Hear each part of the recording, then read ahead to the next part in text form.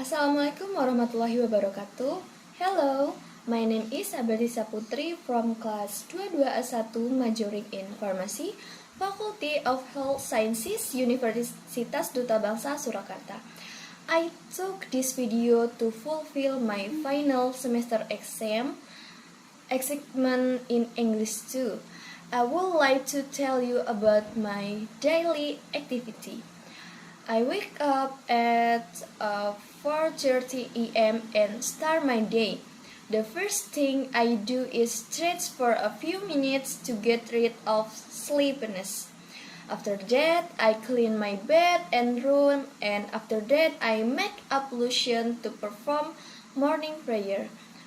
On a normal day, I often cook a simple breakfast because as a boarded, so as not to get bored eating the same menu. Occasionally, I think if I don't become a boarder, I will cook the food that my mother makes, but it's not so bad. However, because this week entered the exam weeks, after praying, I continued to understand the material that I had learned at night in order to better master and be able to take the exam well. I usually spend my morning and afternoon on campus as a student. The work is attending classes, doing practicum, discussing with friends about assignment, and of course making report on the practicum that has been carried out. It sounds like simple, but I enjoy doing it. After returning from campus, I usually rest for a while scrolling my cell phone, followed by washing clothes if there are dirty clothes, and cooking again for dinner. Before going to bed, I study for the end of semester exams the next day. I also like to reflect on today and plan for tomorrow. I prepare my clothes for the next day and make sure everything is organized.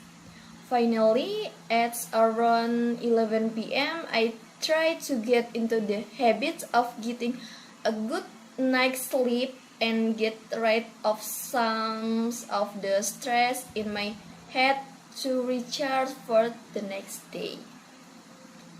And next, I will share my hopes. I want to be able to understand the material about pharmacy as much as possible during this lecture.